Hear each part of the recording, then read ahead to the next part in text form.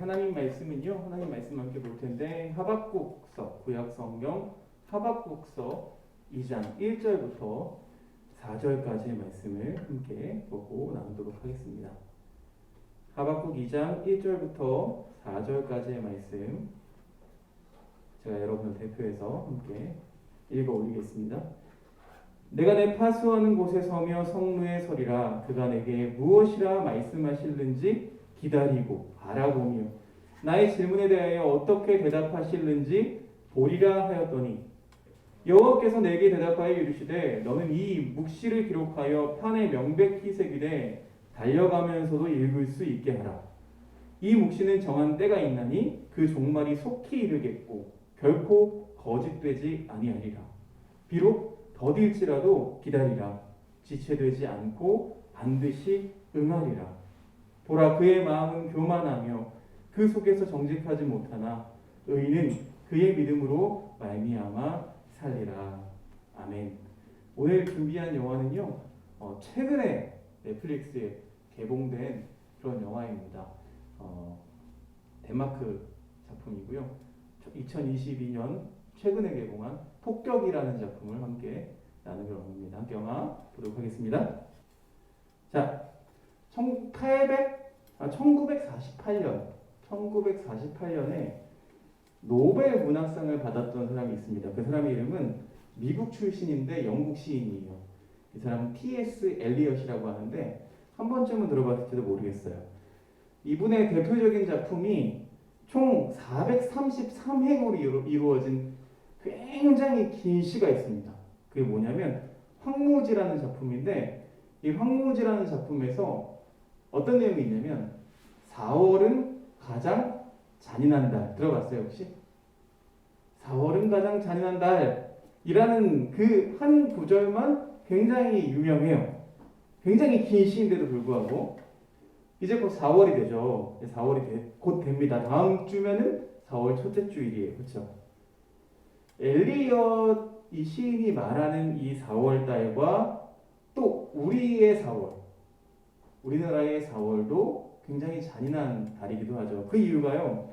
우리가 뭐 나라는 다르더라도 역사가 좀 비슷합니다. 우리 역사에서도 4월이라는 달은 굉장히 잔인한 달이에요. 왜냐하면 4월 3일이 무슨 날인지 아세요? 맞아요. 4월 4.3 제주 항쟁이 있던 날이고요. 그 다음에 4월 16일은 무슨 날이죠? 4.16? 0416? 세월호 사건이 있던 날이죠. 그래서 이 두 사건이 4월을 슬프게 하는, 4월을 잔인하게 하는 그런 사건인데 이 두 사건에 공통점이 있습니다. 공통점이 뭔지 아세요? 이 두 사건이 아직도 미해결된 사건이라는 거예요. 아직도 해결되지를 못했어요. 구약의 시편을 읽다 보면 시인들이 하나님의 공평과 하나님의 정의 이런 것들을 노래합니다. 예언자들도 하나님을 공평과 정의의 하나님이라고 부릅니다. 그런데 우리의 삶 가운데 여러분 과연 하나님의 이 공평과 정의가 정말 제대로 실현되고 있는 걸까요? 그렇죠? 의구심이 들죠. 이거 하나님은 공평하신 분이고 하나님은 정의로우신 분이라는데 과연 그게 맞는 거야? 라는 의구심이 들 때가 많아요. 목사님도 그래요. 왜냐하면 의인은 고통받는데 내가 볼 때는 착한 사람은 더 고통받는 것 같은데 못된 사람들, 악인들은 오히려 더 잘 사는 것 같이 보이기 때문에 그래요. 이럴 때 우리는요, 하나님을 믿는 그리스도인이라고 할지라도 정말 이 성경 말씀대로 하나님이 정말 역사의 주관자이신가? 라는 의문이 생기게 돼요.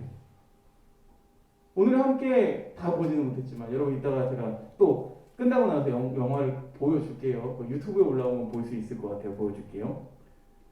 오늘 함께 나누는 이 영화, 이 폭격이라는 영화는요, 실제의 사건을 배경으로 합니다. 이 작품은요, 세계 2차 세계대전 말기였던 거의 끝날 무렵에 1945년을 배경으로 합니다. 카르타고 작전이라는 그 작전을 실제로 배경으로 가지고 있어요. 그러면서 옴니버스 형식으로 각각의 캐릭터가 등장하고 그 캐릭터를 조명하다가 이 폭격이라는 아주 결정적인 이 사건을 통해서 인물들을 한 공간에 모읍니다. 왜 이 폭격의 이유가 뭐였을까요? 왜 이 폭격을 할 수밖에 없는 상황이었는지 아세요, 여러분? 당시에 독일의 나치죠. 나치, 게슈타포. 이들이 이 땅에도, 이 덴마크 땅에도 들어와서 많은 사람들을 학대하고 유대인을 학살하고 이런 일들이 있었어요.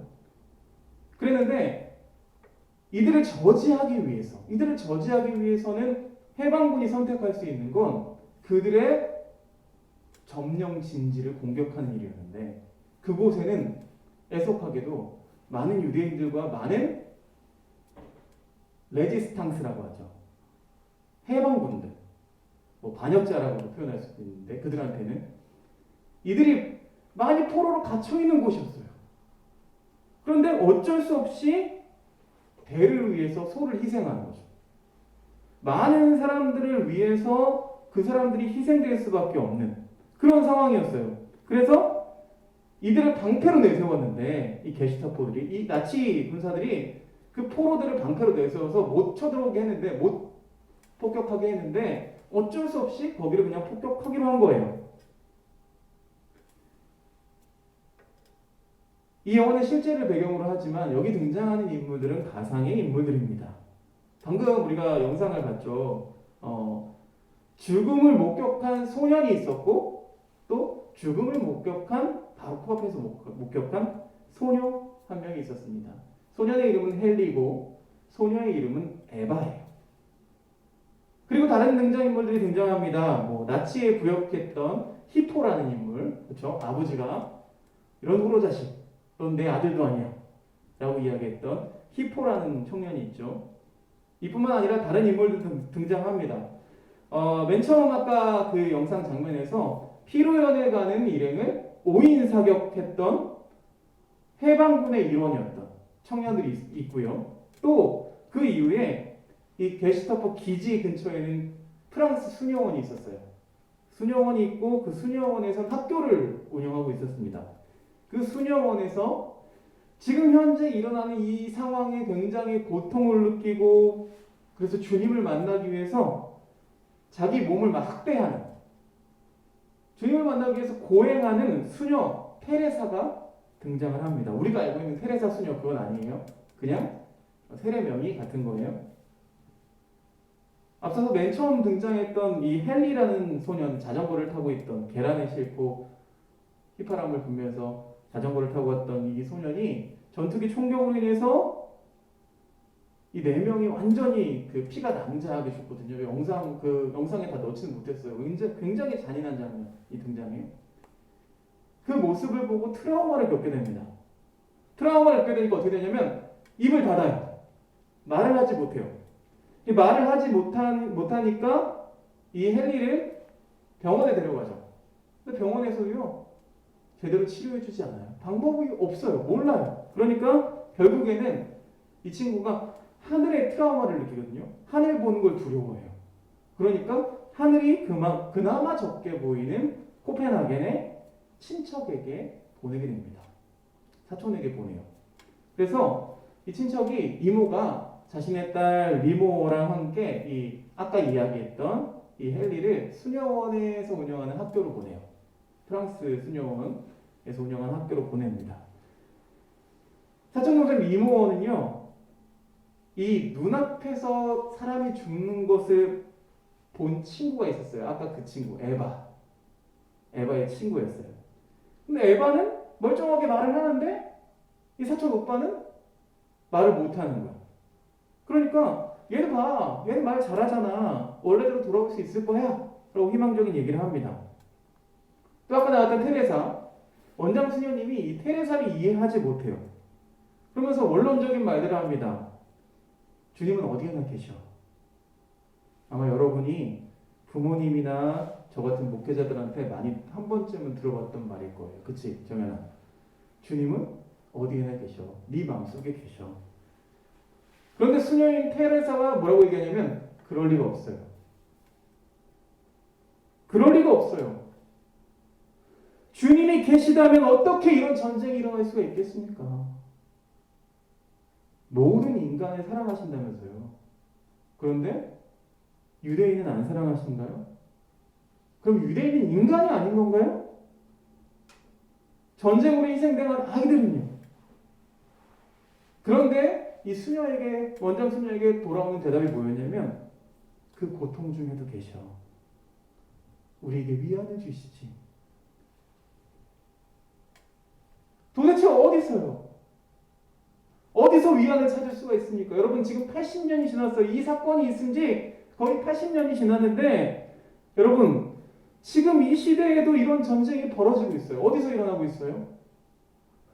우크라이나에서도 역시 아이들의 학교가 처참하게 폭격당하는 일이 똑같이 일어나고 있어요. 여러분 도대체 어디에 위안이 있는 거예요? 하나님은 대체 뭘 하고 계신 걸까요? 이스라엘 역사에서도 아주 혼란스러웠던 때가 있었습니다. 바로 하박국 선지자가 활동하던 때였어요. 오늘 읽었던 말씀. 이스라엘은 온갖 불의로 가득했습니다. 하박국은 하나님께 울부짖으면서 언제까지 이 불의에 침묵하고 계실 것입니까? 언제까지 이 불의에 침묵하실 겁니까? 라고 절규합니다. 그렇게 간구하는데 하나님은요, 이 하박국의 절규에 대해서 침묵하십니다. 더구나 이 항변에 대한 하나님의 답변은요, 오히려 하박국 선지자를 혼란스럽게 만듭니다. 아까 테레사 수녀가 받았던 그런 대답과 비슷해요. 심지어 어떻게 하냐면 하나님은요, 이스라엘보다 더 패역한 바벨론을 통해서, 이스라엘보다 더 악한 이 바벨론을 통해서 이스라엘의 불의를 심판하시겠다 라고 말씀하십니다.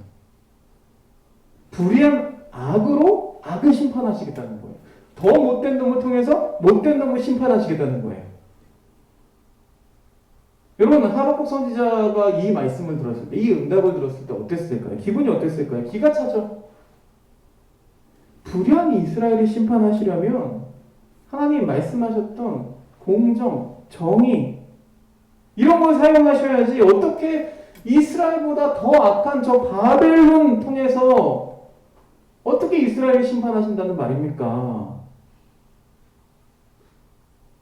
하박국 선지자뿐만 아니라 여러분 이거 이해되세요?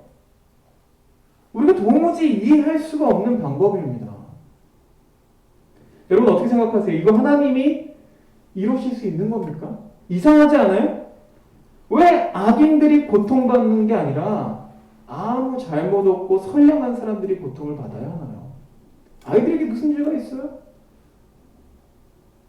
근데 여러분 비단 전쟁만 그렇습니까? 이 땅의 모든 상황들이 전쟁과 같죠. 도무지 이해하려고 해도 이해할 수가 없어요. 그럼 그냥 현실에 그냥 인정하고 현실에 기대서 살아가야 되는 거 아닌가요? 오늘 영화에서 등장하는 오히려 나치의 앞잡이 일을 하는 이 히포처럼 그게 오히려 현실적인 사람의 모습이 아닐까요? 세상에 발맞춰 그냥 살아가면 되지 않을까요? 라고 생각할 수 있어요. 이 테레사 수녀는요, 당시 상황에서, 이 당시의 그 상황에서 굉장히 이 악의 끈아풀 역할을 하고 있는, 앞잡이 역할을 하고 있는 이 히포라는 청년에게 키스를 건넵니다. 네, 여러분 수녀에게 이성과의 스킨십은 허락이 될까요? 안 될까요? 안 돼요. 죄악된 일입니다. 그런데 이렇게 생각한 거예요. 내가 악에게 반응하면 무슨 일이 일어나지 않을까? 하나님이 벌이라도 내리지 않으실까? 그럼 하나님이 계신 거 확인할 수 있잖아요. 그렇게라도 하나님이 계신지 아닌지를 확인해보고 싶었던 거예요. 그런데 어떤 일이 일어나나요? 아무 일도 일어나지 않아요. 벼락이라도 칠 줄 알았어요. 그런데 아무 일도 일어나지 않아요. 우리 인생에도 마찬가지죠. 어떤 방법을 썼는데도 응답을 받지 못할 때가 있어요. 심지어는 그 응답이 말도 안 되는 응답으로 들릴 때가 우리 신앙생활 가운데 종종 있습니다. 하지만 곰곰이 생각해보면 우리가 이런 질문을 던질 수가 있습니다. 하박국 선지자가 생각하고 그가 하나님께 요구하는 어떤 정의의 기준은 어디 있었을까요? 그 정의의 기준은 어디 있었을까요? 혹시 그것은 하박국 선지자가 본인이 세운 정의가 아니었을까요? 즉 불의한 이스라엘보다 더 바벨론이 악하다는 어떤 하박국의 기준이 아니었을까요? 어쩌면 인간은 정의에 관한 절대적인 기준을 세울 수 없는 존재일지도 모릅니다. 우리가 정의라고 이야기하지만 사실은 스스로가 정의롭지 못해요. 우리는 늘 이분법에 빠져 있습니다. 늘 진영 논리에 빠져 있어요. 흑 아니면 백이고, 진구 아니면 보수고, 여자 아니면 남자고, 청년 아니면 노인이고, 이런 진영 논리와 흑백 논리에 빠져 살아가고 있어요. 정의를 세우기 위해서 분연히 일어났던 수많은 집단들이 있습니다. 수많은 세상의 권력들이 있어요. 근데 마침내 정의를 구현했다라고 하면서도 결국에는 권력을 잡게 되면 또다시 이들도 부패해지는 모습을 보여줍니다. 정의를 내세웠던 사람들이 오히려 개혁의 대상이 되어버린다는 거죠. 이런 인간의 역사가 우리에게 주는 교훈이 무엇일까요? 그것은 우리 인간은 하나님의 방법이 아니라 우리의 방식으로 우리만의 정의를 내세우려고 할 때가 너무나 많다는 거예요. 어떤 다수나 권력을 가진 자들의 방식으로 그 정의를 행한다고 이야기합니다. 이거 굉장히 중요한 관점이에요. 저는 다 알지는 못하지만 여러분을 조금은 이해할 수 있을 것 같아요. 하나님이 계시지 않은 것 같아요. 우리가 성막을 배우잖아요. 그렇죠?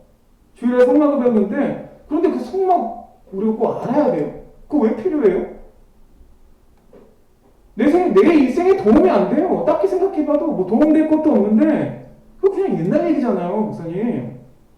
그 넓이가 얼마나 되고 뭐 뭘로 만들었고 높이가 얼마가 되고 이게 뭐가 중요해요? 일리 있는 말이죠. 그렇죠. 그런데 이 물음안에는 이미 오류가 있어요. 내 생각에는, 내가 보기에는, 여러분 구원을 말할 때 이 구원을 하나님의 전적인 은혜라고 말해요. 내가 개입하는 게 아니에요. 하나님의 일이죠. 내 뜻이 전혀 거기에 섞이지 않은 하나님의 뜻이에요. 우리는 저만의 방법으로 하나님을 찾으려고 합니다. 뭐 아예 손 놓고 찾지 않을 때도 있고, 적극적으로 하나님을 찾으려고 애썼던 이 테레사 수녀처럼 보다 적극적으로 하나님을 찾으려고 막 이 방법 저 방법을 쓸 때도 있어요. 테레사 수녀가 내린 결론은 이거였어요. 아이들한테 뭐라고 말하냐면 하나님이 잠시 한눈을 파신대. 아이들한테 연필을 떨어뜨려봐 라고 얘기해요. 툭 떨어뜨리죠? 연필을 주워봐. 하나님에게도 이런 시간이 있다는 거예요. 하나님도 잠시 한눈을 파신다는 거죠. 그런데 하나님의 시간은 하루가 1000년 같고 1000년이 하루 같고, 이래서 하나님의 시간으로는 굉장히 찰나의 시간인데 우리한테는 그 시간이 하나님이 없는 것 같은 시간이 길게 느껴진다. 그렇게 생각했어요.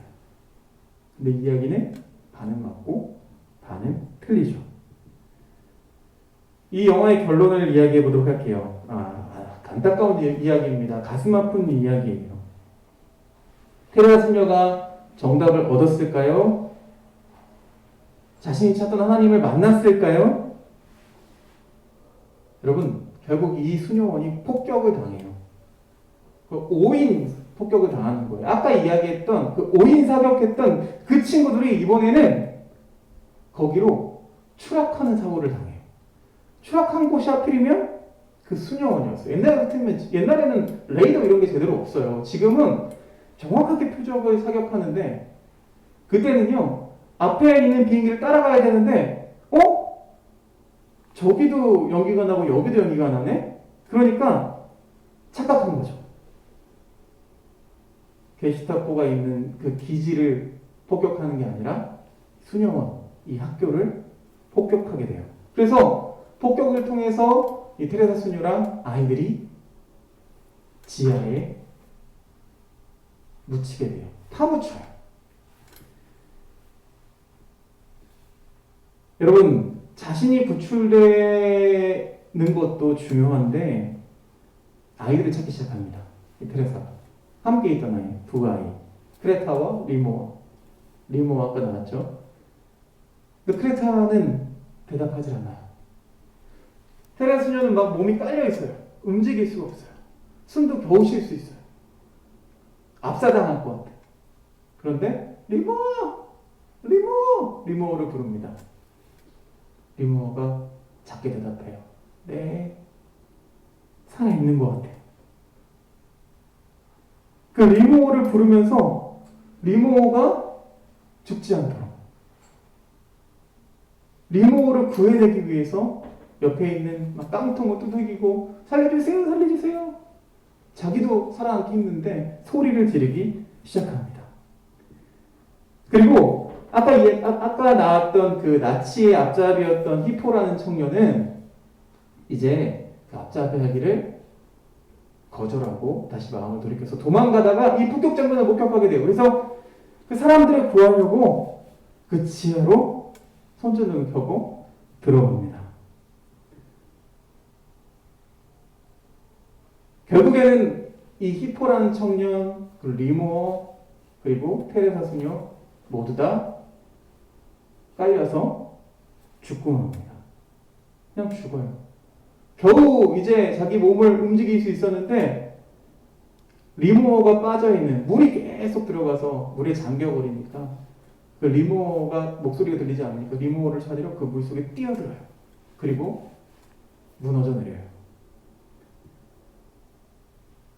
그런데 이 상황에서 살아남은 두 명의 친구가 있었습니다. 말을 못하는 헨리와 죽음을 목격했지만 말은 하는 에바. 근데 에바에겐 또 문제가 있었어요. 에바는 그 이후로 음식을 잘 먹지 못해요. 아침에도 엄마가 만들어준 수프를 먹지 않으니까 아빠가 이렇게 얘기하죠. 너 그렇게 하다가 죽어. 이 수프를 먹지 않으면 죽을 거야. 라고 얘기했어요. 그런데 끝까지 먹지 않고 집을 나섰죠. 근데 다행히 몸이 아파서 빠져나와 있다가 이 두 친구는 죽음을 면했어요. 그런데 이 남자 헨리는요, 말을 못한다고 했잖아요. 그런데 이 상황에서 자기가 말을 해야 되는 상황이 생겨요. 왜냐하면 희생당한 아이들의 인적사항을 적어야 돼요. 어떤 옷을 입었는지 그걸 경찰관이 부탁한 거예요. 그러니까 힘들게 입을 벌려서 말을 다시 하기 시작합니다. 그리고 이 에바라는 아이는요, 그 폭격이 난 이후에 온몸에 잔해를 뒤집어 쓰고 집으로 달려갑니다. 집으로 달려가요. 그리고 나서 이 에바가 집에 들어가서 수프를 떠먹는 장면으로 이 영화가 끝이 납니다. 살아남은 이들의 삶은 계속 되겠죠. 이 소녀의 모습을 우리가 어떻게 보면은 이 영화가 주는 위안이야. 그래도 말할 수 있게 됐잖아. 그래도 다시 먹을 수 있게 됐잖아. 그 위안으로 보면 안 돼요. 고통은 고통이죠. 뭐 그 안에서 막 위안을 찾아. 여기 힘든데 그래도 이 정도는 위안이 아닐까? 이거 정신 승리죠. 그쵸? 그래서 오늘 하박국 말씀을 보면서 우리가 살아갈 힘을 얻는데 그거는 고통 속의 위안이 아닙니다. 우리는 하나님께서 당신의 방법으로 하나님의 공평과 정의를 세우실 때까지 믿음으로 살아야 합니다. 이렇게 말하면 또 되게 형식적이죠. 하나님은 하박국 선지자에게 분명히 말씀하셨어요. 오늘 말씀 보니까 비록 더딜지라도 기다려라. 지체되지 않고 반드시 응하리라. 다시 역사를 돌아가 볼까요? 하나님의 응답이 이루어집니다. 왜요? 영원할 줄 알았던 그 못된 바벨론, 페르시아, 로마 제국도 영원할 것 같았어요. 당시에는 영원할 것 같았는데요, 다 역사 속으로 사라졌습니다. 우리는 역사 속에 해결되지 못한 이 불의에 대해서 낙심하고 포기하는 게 아니라 하나님의 공의롭고 정의로운 심판의 때를 우리가 믿음으로 기다리면서 인내하면서 살아야 돼요.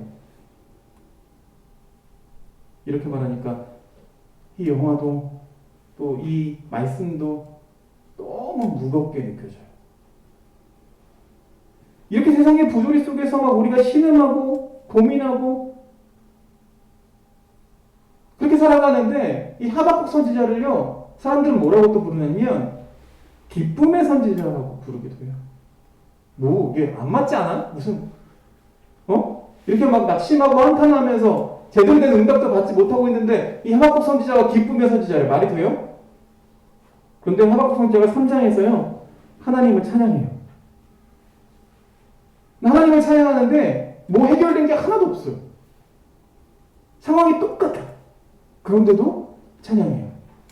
3장 17절부터 19절 말씀 제가 읽어드릴게요. 비록 무화과 나무가 무성하지 못하며 포도나무에 열매가 없으며 감람나무에 소출이 없으며 밭에 먹을 것이 없으며 우리의 양이 없으며 외양간에 소가 없을지라도 나는 여호와로 말미암아 즐거워하며 나의 구원의 하나님으로 말미암아 기뻐하리로다. 주 여호와는 나의 힘이시라. 나의 발을 사슴과 같게 하사 나를 나의 높은 곳으로 다니게 하시리로다. 여러분, 찬양에는 두 가지 종류가 있습니다. 하나는 상대적인 찬양이고요, 하나는 절대적인 찬양입니다. 여러분, 우리는 보통 어떤 찬양을 하냐면 상대적인 찬양을 합니다. 그게 뭐냐면요, 내가 기분 좋을 때는 노래가 흥얼흥얼 나와요. 그렇지 않니? 얘들아, 희주야? 그때 하나님을 찬양하는 거예요. 이건 상대적인 찬양입니다. 내 기분에 맞춰서, 내 상황에 맞춰서 힘들 때는 막 힘든 찬양하죠. 그런데 절대적인 찬양은 뭐냐면 내 상황이 비록 바뀐 게 없을지라도, 달라진 게 없고 여전히 힘들지라도 그럼에도 불구하고 하나님을 찬양하는 모습을 이 하박국 선지자가 보여줘요. 상대적인 찬양은 누구나 할 수 있어요. 그러나 여전히 내 상황은 나아질 게 없고 아무것도 바뀐 것 같지 않지만, 그러나 내가 여호와로 말미암아 찬양하리라, 즐거워하리라. 이건 뭐예요? 내 관점이 사라진 거예요. 내가 사라진 거예요. 그러면서 뭐라고 얘기해요? 하나님의 관점에서 나보다 더 높은 곳으로 옮겨 다니게 하실 주님을 찬양합니다. 하나님은 전능하신 분이라고 이야기하면서, 하나님을 유일하신 분이라고 이야기하면서 우리는 하나님의 뜻이 나보다 더 높을 거라고 생각하지 못해요. 내 뜻에 머물러 있어요. 내가 보기에 이거 아닌 것 같아. 내가 보기에 이거 공부하는 이유를 모르겠어. 내가 보기엔 예배하는 이유를 모르겠어. 내가 왜 예수님을 믿어야 돼? 내가 보기에, 내가 생각하기에. 미안한 말이지만 저는 목사이면서도 이 하박국 선지자가 찬양하는 이 모습을 잘 이해할 수가 없어요. 여러분과 똑같아.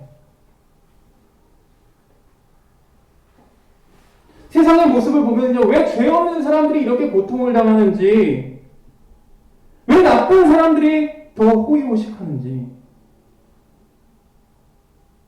그런데 신앙생활이라는 것은 바로 이런, 내가 보기에는, 내 생각에는 이 나를 빼내려고 노력하며 살아야 돼요. 나를 빼는 거예요. 내가 보기에는, 아니 하나님이 보시기에는, 하나님 뜻에는. 여러분, 이번 한 주간 우리 삶 가운데 내 생각에는, 내가 보기에는 이 내 관점을 빼고 살아가는 여러분 되시기를 간절히 축원합니다. 함께 기도하겠습니다. 같이 기도할 때에 우리 오늘은 우크라이나를 위해서 기도했으면 좋겠습니다. 오늘 앞에도 써놨지만 우크라이나의 평화를 위해서 기도하기 원합니다. 물론 하나님의 뜻이 언제 이루어질지는 잘 모르겠어요. 이 푸틴과 그 나쁜 독재 정권이 언제 벌받을지도 잘 모르겠어요. 그런데 하나님, 우리가 보기엔 그렇지만 하나님께서 역사하셔서 반드시 수일 내에 우크라이나의 평화가 찾아오고 연약한 사람들이 또 착한 사람들이 고통당하지 않도록 주님 지켜달라고 우리 간절히 함께 기도하며 나가야 됩니다.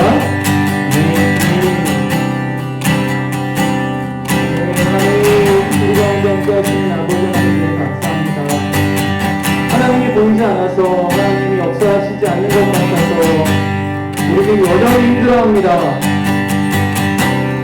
왜 약한 이들이 고통받아야 하는지, 왜 힘없고 연약한 자들이 더 힘겨운 삶을 살아가야 하는지, 우리의 생각으로는 왜 그러는 도저히 이해가 되지 않습니다. 하지만 아버지 하나님, 오늘 하박국 선지자가 보여줬던 것처럼, 하박국에게 약속하셨던 것처럼 반드시 응하리라, 반드시 응답하시겠다 하신 약속의 하나님의 말씀을 붙잡습니다. 그래서 그 안에서 나를 때문에 나를 부인하기를 원합니다. 누구든지 주님의 십자가를 붙잡고 자기를 고민하고 따르는 자가 주님의 제자라고 말씀하셨는데, 하나님, 우리가 그렇게 살기를 원합니다. 이번 한 주간도 그런 도전의 마음으로, 그런 결단의 마음으로 살아갈 수 있도록 주님 인도해 주시옵소서. 하나님, 우크라이나를 위해서 기도합니다. 하나님, 그 땅의 평화를 위해서 기도합니다. 그 땅에 힘겨워하고 고통받는 그 모든 이들을 위해서 기도합니다. 하나님, 속히 평화가 찾아올 수 있도록 주시옵소서. 하나님을 떠나야지 못하지만 그때가 속히 오게 하여 주시옵소서. 함께 기도하며 함께 주님 앞에 우리의 마음을 토로할 때에 하나님께서 이미 이루고 계신 줄 믿습니다. 그 역사를 이루고 계신 줄 믿습니다.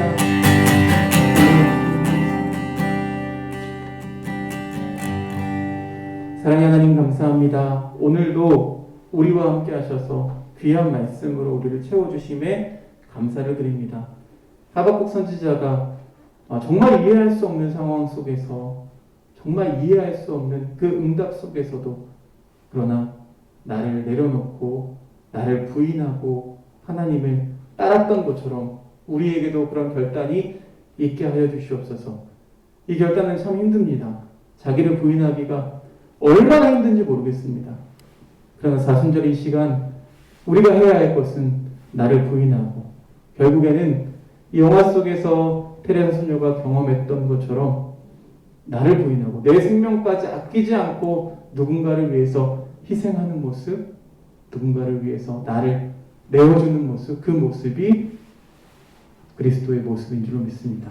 그 모습을 우리가 닮아갈 수 있도록, 그 모습을 우리가 목격할 수 있도록 하나님, 이번 한 주간도 우리와 함께하여 주시옵소서. 예수 그리스도의 이름으로 기도드렸사옵나이다. 아멘.